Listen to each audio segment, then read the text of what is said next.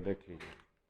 तो जो हमारा अभी तक का था सफ़र, उसमें था HTML CSS बूटस्ट्रैप, है ना। उसके बाद हमने डायनेमिक में क्या देखा?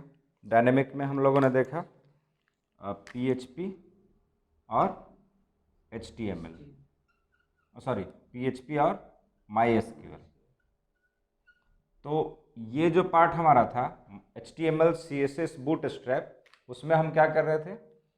पूरी डिज़ाइनिंग जो भी है, फ्रंट एंड का जितना भी डिज़ाइन था वो हम लोग HTML CSS बूटस्ट्रैप से पूरा डिज़ाइन कर रहे थे। उसके बाद हमारा क्या था?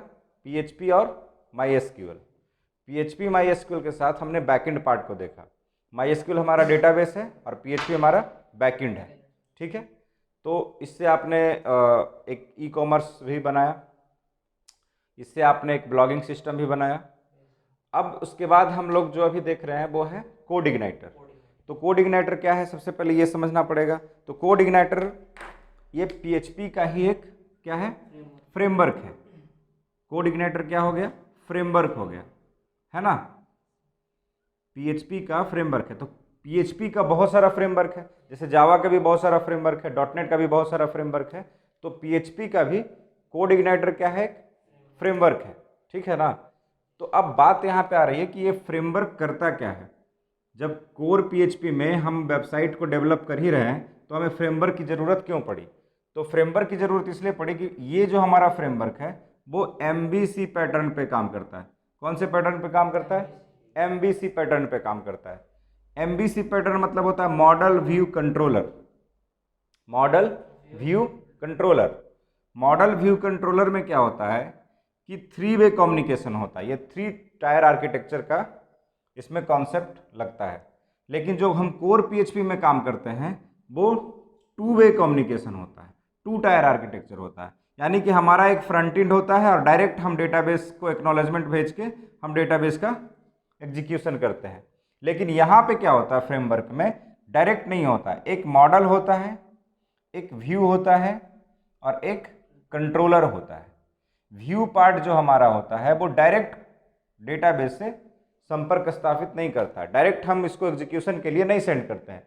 कोई भी एग्जीक्यूशन होगा सबसे पहले कहाँ जाएगा? वो कंट्रोलर में जाएगा। यानी कंट्रोलर एक पेज होता है, कंट्रोलर एक क्लास होता है जहाँ पे हम सारे ऑब्जेक्ट्स को लिखते हैं, सारे फंक्शन को हम बनाते हैं और वो वहाँ जाकर एग्जीक्यूट करता है। फिर वो डिसाइड करता है कि इस फंक्शन को, इस प्रोग्राम को कहाँ जाना है और कौन सा डेटाबेस फंक्शन पे इसको एग्जीक्यूशन करना है ना। तो ये जो पार्ट है इस तरह से फॉलो करता है। जैसे अगर व्यू से कोई रिक्वेस्ट आया तो कंट्रोलर पे जाएगा, कंट्रोलर उसको डिसाइड करेगा, देन मॉडल पे जाएगा और फिर मॉडल भी जब कोई रिजल्ट सेंड करेगा वो डायरेक्ट व्यू को सेंड नहीं करेगा, वो किसको सेंड करेगा? कंट्रोलर को सेंड करेगा और फिर कंट्रोलर डिसाइड करेगा कि किसको कहाँ सेंड करना है, राइट। ये पैटर्न है। तो ये पैटर्न को अगर आप अच्छे तरीके से समझेंगे देन आपको आगे दिक्कत नहीं होगा। अब इसको रियल टाइम में कैसे एग्जीक्यूट करते हैं वो समझते हैं इसको, ठीक है। क्योंकि ये तो आपको समझ में आ ही रहा है कि ये मॉडल व्यू कंट्रोलर 3 चीजें हैं। मॉडल व्यू कंट्रोलर तो समझ में आ रहा है और इसका स्ट्रक्चर भी आपको समझ में आ गया है कोड इग्नाइटर का कि इसका जो फोल्डर स्ट्रक्चर है वो कैसे है। एप्लीकेशन, सिस्टम, एप्लीकेशन के अंदर हमारे पास होता है क्या? कॉन्फ़िग, व्यू, मॉडल, कंट्रोलर, है ना। तो कंट्रोलर में हमारे पास कंट्रोलर पेज होता है, मॉडल में हमारे पास मॉडल का पेज होता है और व्यू में हमारे सारे फ्रंट एंड के पेज होते हैं। तो जो अभी मॉडल व्यू कंट्रोलर का जो सिस्टम है वो कैसे काम करेगा? वो इस तरह से काम करेगा। जैसे मान के चलिए कि आपके पास एक साइन अप पेज है, उसके बाद आपके पास एक साइन इन पेज है, फिर आपके पास एक प्रोफाइल पेज है ना। ये 3 पेज आपके पास है और एक है आपके पास एडिट प्रोफाइल पेज। तो ये तीनों जो है, ये जो 4 है, ये 4 जो पेजेस हैं आपके कहाँ रहेंगे? ये व्यूज में रहेंगे, व्यू फोल्डर में रहेगा, है ना। ये व्यू फोल्डर में होगा। उसके बाद आप इसके लिए एक कंट्रोलर लिखेंगे। तो कंट्रोलर मान के चलिए कि XYZ कंट्रोलर है, आपने कंट्रोलर लिखा और इसका जो डेटाबेस ऑपरेशन होगा, डेटाबेस मैनिपुलेशन होगा या जो भी डेटाबेस आप लिखेंगे वो कहाँ लिखेंगे? मॉडल पे लिखेंगे, है ना। मॉडल पे लिखेंगे तो मॉडल का भी कुछ नाम होगा, मान के चलते हैं मॉडल लिखते हैं इसको। तो अब देखिए ये जो साइन अप पेज है उसके लिए तो आप यहाँ पे एक साइन अप डॉट PHP, उस साइन इन के लिए आप एक बनाएंगे साइन इन डॉट PHP, और प्रोफाइल के लिए आप बनाएंगे क्या, प्रोफाइल डॉट PHP, है ना, और एडिट के लिए बनाएंगे आप एडिट डॉट PHP। तो ये सारे पेज, तो जैसा मैंने कि आपको बोला था कि अगर जो भी व्यू फोल्डर में हमारा जितने भी पेजेस हैं उस पेज के लिए आपको कंट्रोलर में फंक्शन बनाना पड़ेगा। अगर ये इस कंट्रोलर में आपके पास फंक्शन नहीं है तो वो काम नहीं करेगा। तो फॉर एग्जांपल सबसे पहले तो इसको लोड करने के लिए, है ना, साइन अप पेज है तो साइन अप पेज लोड कैसे होगा, लोड करने के लिए आपको फंक्शन बनाना पड़ता है। तो आप सबसे इसमें एक और मेन चीज़ क्या है कि जो आपका मेन कंट्रोलर है, जो मेन कंट्रोलर क्लास है उसमें आप क्या है, पब्लिक फंक्शन इंडेक्स, ये इंपॉर्टेंट होता है। ये जो फंक्शन है ये हमारा इंपॉर्टेंट होता है। पब्लिक फंक्शन में सबसे पहले अगर कोई फंक्शन एग्जीक्यूट करेगा वो कौन सा करेगा, बाय डिफॉल्ट इंडेक्स करेगा।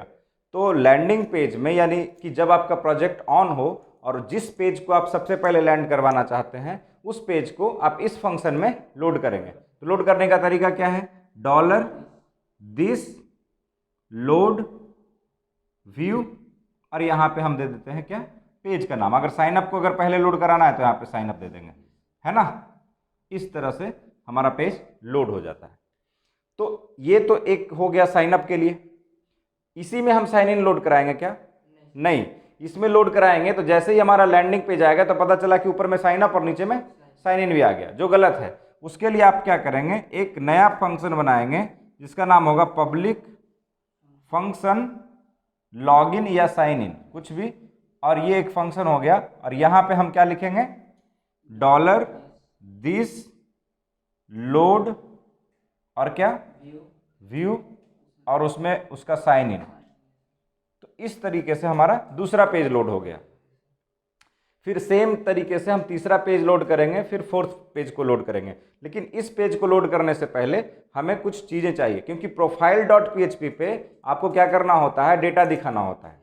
प्रोफाइल डॉट PHP पे हम क्या करते हैं, जो बंदा लॉगिन करता है, जो यूजर, जो विजिटर हमारा लॉगिन कर रहा है क्रेडेंशियल के साथ, तो उसका डेटा को हम प्रोफाइल पेज पे दिखाते हैं।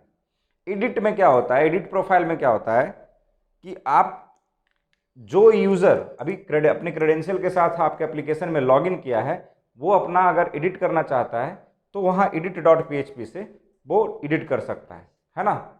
तो वो उस दोनों पेज पे आपको साथ में सिंपल वो लोड नहीं कराना है, उसके साथ साथ क्या होगा, कुछ डेटा भी जाएगा, है ना। तो ये दोनों तो हो गया सिंपल लोड करने के लिए, यानी कि जैसे ही आपका प्रोजेक्ट ओपन हुआ तो ये पेज लोड हो जाएगा। फिर उस पेज में आप कुछ चीज़ें फिल करते हैं, फिल करने के बाद आप सबमिट करते हैं। सबमिट करेंगे तो एक बार फिर कहाँ आएगा, इसी पेज पे, कंट्रोलर पे ही आएगा ना। जैसे ये किस लिए हुआ, एक तो साइन अप के लिए हुआ, लोड करने के लिए। एक बार लोड हो गया, फिर लोड करने के बाद उसमें क्या हम करते हैं, कुछ कंटेंट, कुछ जो डेटा हम फिल करते हैं। डेटा फिल करने के बाद सबमिट बटन होता है। एक्शन में, फॉर्म एक्शन में हम क्या देते हैं, कंट्रोलर का नाम देते हैं। तो कंट्रोलर में किसका नाम देंगे, इसका नाम देंगे क्या, नहीं, इसका नाम देंगे तो प्रॉब्लम हो जाएगा, कल जो आप कर रहे थे इसका नाम नहीं देंगे। फिर से हम एक नया फंक्शन बनाएंगे, इधर मैं लिख रहा हूं, ठीक है, एक नया फंक्शन बनाएंगे, पब्लिक फंक्शन। आपका अगर यहाँ पे इंडेक्स है तो फिर से हम साइन अप दे रहे हैं, ठीक है। लेकिन इसमें और इसमें दोनों में डिफरेंस है, ये लोड करने के लिए, सिर्फ उस पेज को लोड करने के लिए। अब क्या है कि जब ये पेज लोड हुआ, उसमें जब यूजर ने कंटेंट को फिल किया और साइन अप करने के लिए जब सबमिट करता है, देन फिर यहाँ पे आएगा।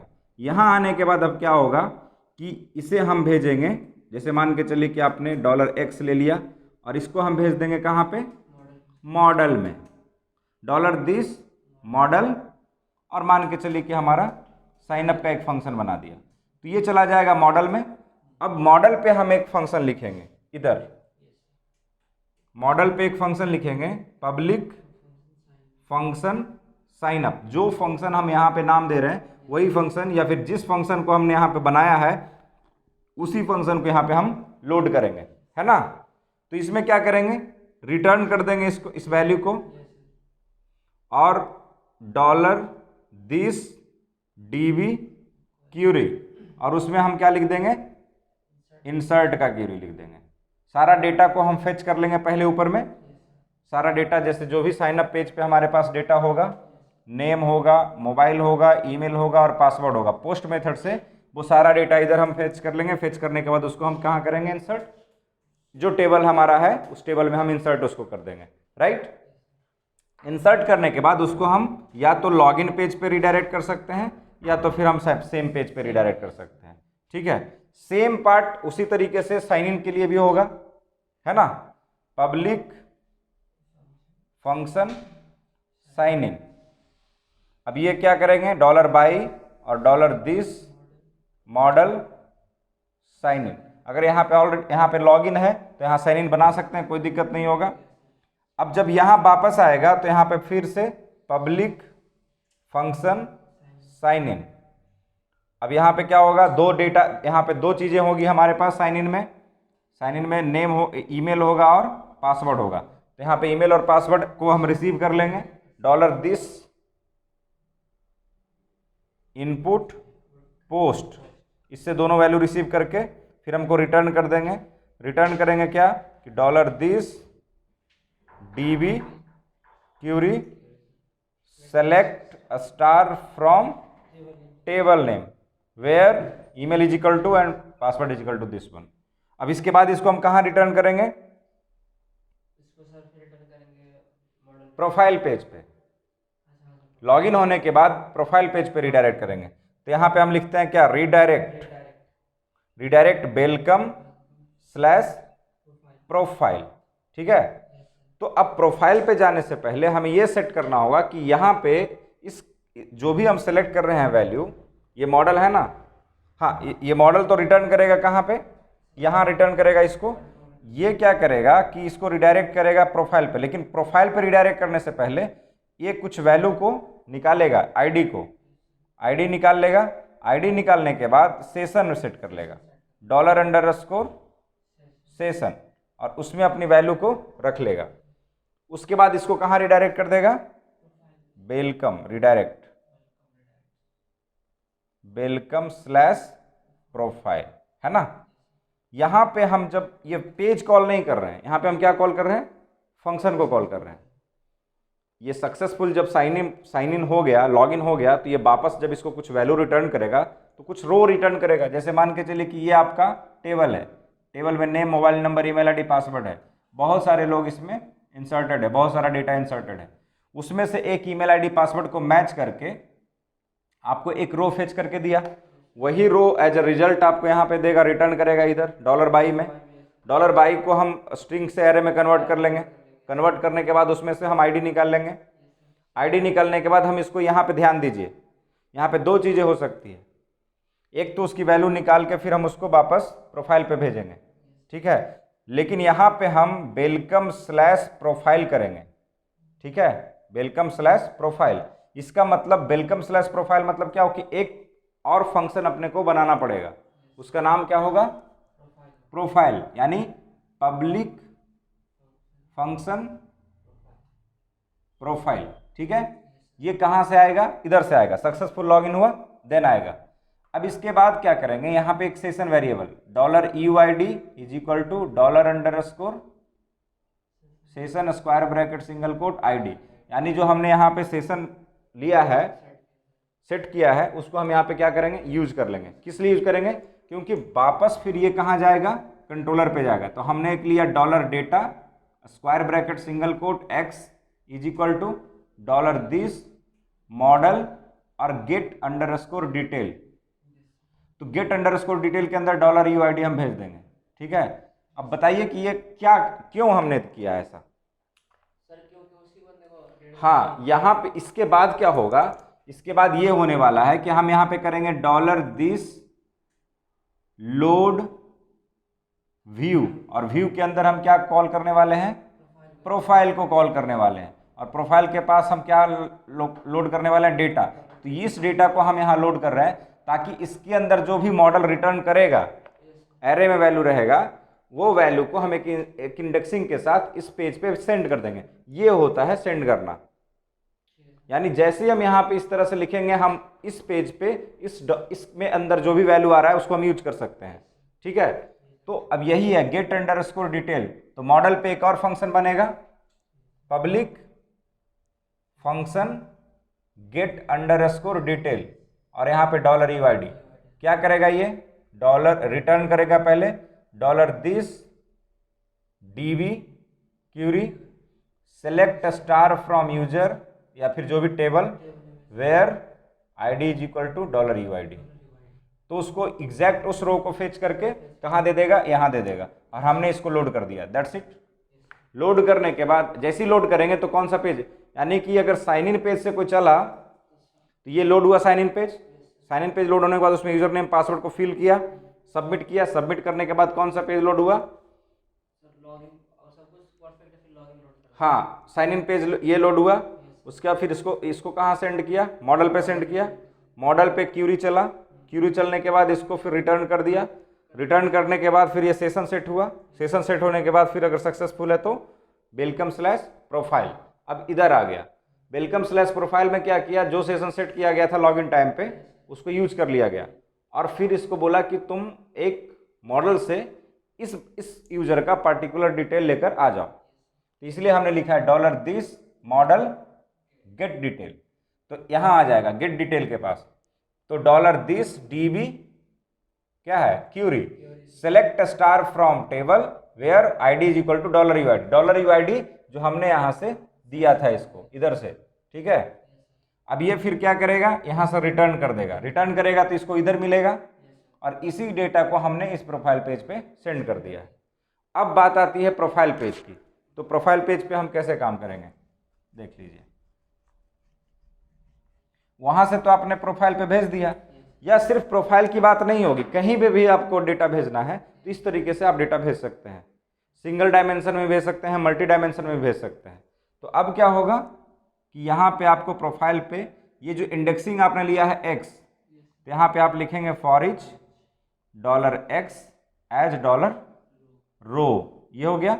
अब इसमें से ये एरे हो गया, एरे में से आप जो भी चीजें चाहिए, क्योंकि ये तो पूरा रो है इसमें, हाँ हाँ डॉलर डेटा, क्योंकि ये एरे है ना, डॉलर डेटा क्या है, एरे है, तो एरे का नाम थोड़ी इंडेक्सिंग लिखेंगे ना, इसमें वैल्यू स्टोर हो रहा है ना। तो यहाँ पे देखिए लिखेंगे क्या, $नेम, $मोबाइल, $ईमेल, $पासवर्ड। ठीक है, अब देखिए तो $नेम है तो इसमें से क्या ले लेंगे, $रो स्क्वायर ब्रैकेट सिंगल कोट, $रो स्क्वायर ब्रैकेट सिंगल कोट, $रो स्क्वायर ब्रैकेट सिंगल कोट, $रो स्क्वायर ब्रैकेट सिंगल कोट। अब यहाँ जो लिखेंगे वो क्या लिखेंगे, जो हमारा डेटाबेस में कॉलम का नाम है वो लिख देंगे, हमको मिल गया। अब मिलने के बाद इसको जहाँ पे भी हम इस्तेमाल करना चाहते हैं नीचे इस्तेमाल कर सकते हैं, कोई दिक्कत नहीं है। ठीक है, तो मेन आपको ये समझना है कि इसका फ्लो कहाँ आ रहा है और कैसे हम इसको एग्जीक्यूट करेंगे। ठीक है, तो ये एक बेसिक एग्जीक्यूशन है MVC पैटर्न का। क्योंकि देख लीजिए ये हमारा व्यू पार्ट है, ये भी हमारा व्यू पार्ट है, और ये भी हमारा व्यू पार्ट है। कभी भी व्यू पार्ट डायरेक्ट एग्जीक्यूशन नहीं कर रहा है। जैसे अगर साइन इन से आप भेज रहे हैं तो ये वापस मॉडल को भेज ही रहा है, और मॉडल इसको रिटर्न करता है। ये नहीं, यहाँ से भी मॉडल इसको सेंड कर सकता था, मॉडल यहाँ से डायरेक्ट सेंड ना करके इसको रिटर्न करता है वापस, यानी इस तरीके से घूम रहा है।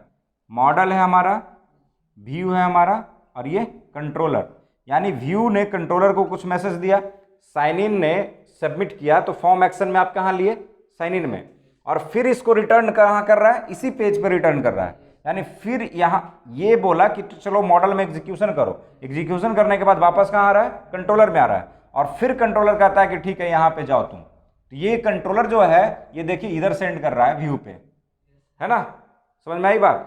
हाँ, तो इस तरीके से मॉडल व्यू कंट्रोलर का मूवमेंट होता है, समझ में आया। बंद कर दीजिए।